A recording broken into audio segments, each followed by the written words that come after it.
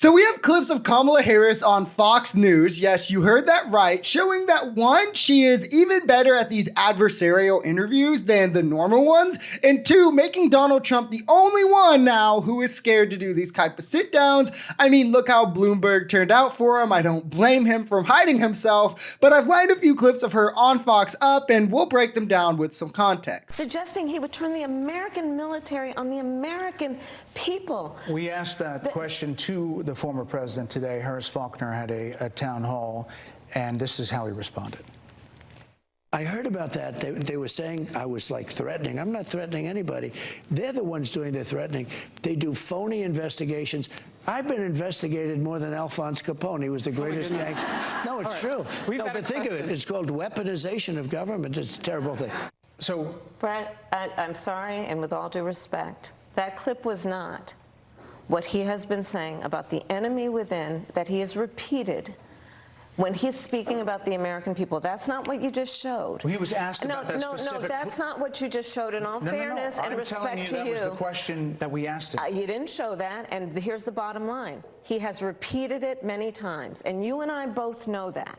And you and I both know that he has talked about turning the American military on the American people. He has talked about going after people who are engaged in peaceful protest. He has talked about locking people up because they disagree with him. This is a democracy. I love that she's calling out Fox News as the echo chamber that it is here, selectively editing and leaving out crucial context and hope it helps their narrative here, not mentioning that Trump called Democrats fascist, communists, and doubled down on what he was saying. Somebody asked me, can they be brought together? You know, it was I never thought, really, I wasn't thinking like they could, because they're very, very different.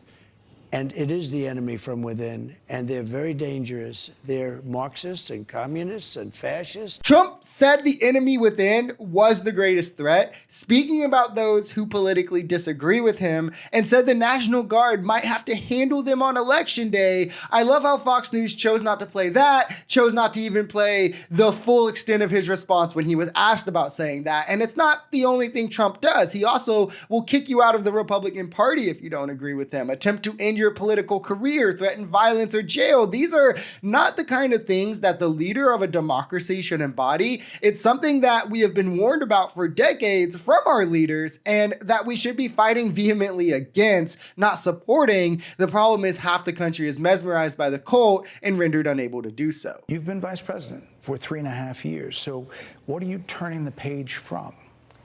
Well, first of all, turning the page from the last decade in which we've been burdened with the kind of rhetoric coming from Donald Trump that has been designed and implemented to divide our country and have Americans literally point fingers at each other. Rhetoric and an approach to leadership that suggests that the strength of a leader is based on who you beat down instead of what we all know. The strength of leadership is based on who you lift up. The strength of an American president, which is one who understands that the vast majority of us have more in common than what separates us. Madam Vice President, more than 70% of people that is tell about turning the page on rhetoric that people are frankly exhausted of, Brett. More than 70% of people. And she's also exactly right here. Since 2016, we've heard nothing but hate and division from Trump and Republicans about how the other side is evil, they're criminals, how we have to get rid of them, they're poisoning the blood of our country. Trump has labeled all Democrats Marxists, fascists, thugs, vermin, whatever derogatory term he chooses for the day. He mocks Paul Pelosi when he gets attacked. He says that the 2A people can handle Hillary. He says lock her up. He says Joe Biden is crooked. All these things about his political enemies. And then on top of that, spreads hatred and lies about immigrants, towards black people, towards women, the LGBTQ community. He is just breeding division on any line that he can to further fragment us as Americans. Divide and conquer is very much his political strategy, even though, as Kamala said, we have more in common than what we disagree on, and that's why people are growing sick of Trump's playbook and rhetoric. It's why his crowd sizes are shrinking by the day, why red seats like those in Texas are up for grabs. It's why Republicans have lost or underperformed in every election cycle since Trump won, because now people know what and who he is, and most people are willing to admit this and reject it. And it just comes down to a minority of people projecting like they're the majority, where if we beat them this year at the ballot box, they will have no place to go and will have to leave our political sphere. Critics just say that you either relaxed or failed to enforce sanctions on Iran, allowing all of this money to flow into Iran, like billions. Let's go back to Donald Trump, who pulled out of a deal that would have actually put Iran in check. The estimates in billions. It was during Donald Trump's that administration go towards that the Iran regime. That we had an American military base that was attacked, where American soldiers suffered traumatic brain injuries, and Donald Trump dismissed them as headaches, not to mention how Donald Trump has treated and talked about America's military and military service people, calling them suckers and losers, Hamas, has diminished the significance. We're talking over each other. I apologize. Well, I would like that we would have a conversation that is grounded in full assessment of the facts. The Iran nuclear deal took away Iran's 4 pathways to uranium or plutonium, which are 2 required parts of a nuclear bomb, and blocked them entirely, where before they could have gotten the materials necessary to create a nuclear bomb within 2 to 3 months. It also massively lowered their number of centrifuges by 2/3. It allowed transparent inspections as frequent as the US wanted and prevented them from any production of these.